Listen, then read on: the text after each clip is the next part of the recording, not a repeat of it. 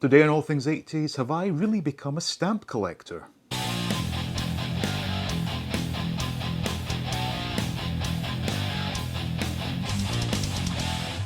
Welcome back to All Things 80s. Now, the other day, Mrs. All Things 80s came home and said, I've got something for you. And she handed me this, which is a special series of Star Wars stamps from the US Postal Service. Now, I had no idea these were a thing, and I was extremely happy to get hold of this.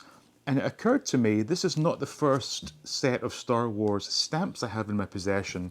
A number of years ago, my parents sent me this, which is from the UK Postal Service, or Post Office. Is it called Post Office? I think so. Anyway, this was from, I don't know when, at least a decade ago, I think. So it looks like I have a stamp collection. So let's take a closer look at these and see which one you think is the best. So with this new Star Wars droid set from the US Postal Service, it's a collection of 20 stamps, and these are forever stamps. And I believe the cost is $11 for 20 stamps. So first up, it's IG-11 from The Mandalorian. Obviously, they had to have R2-D2.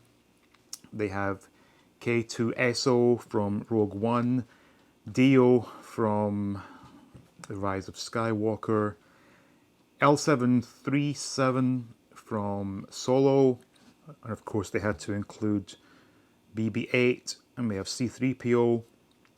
The Gonk droid. Now, someone should comment below where this term came from, because to me it's always been the power droid. They also have 21B, which is a nice inclusion, and lastly Chopper, which I'm not at all familiar with, so I'm assuming that has come from one of the cartoons that I've not watched. But all in all, it's a nice set, and there are two of each stamp. Pretty cool.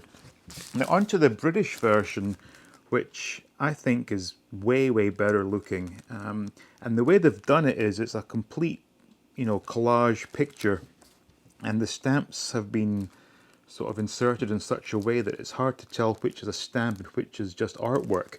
So at the top, we've got Darth Vader, got the Emperor, got the Luke, I'm going to say Luke, Obi-Wan versus Anakin duel. There's Leia giving the Death Star plans to R2-D2. There's C-3PO in almost the same pose as the one featured on the US Postal Service's droids collection.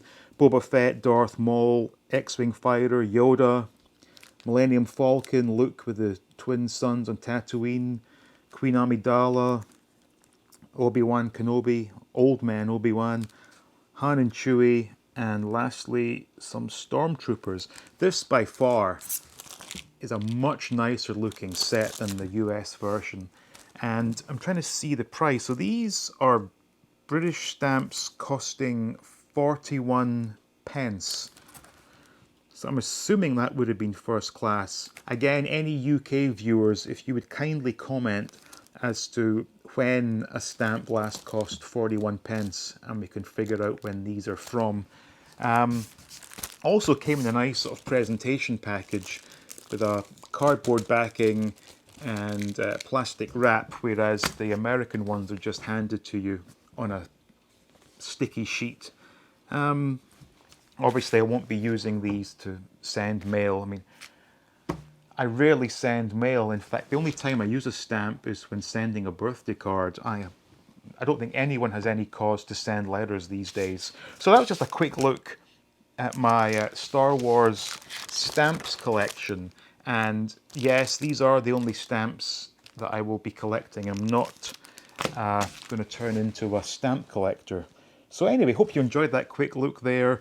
And just a sort of FYI, if you are in America, you might want to pick these up. 11 bucks. Not bad, I guess. So thank you all for watching. Special thanks goes to the patrons. Please like, please subscribe, and as always, stay tuned for more videos from All Things 80s.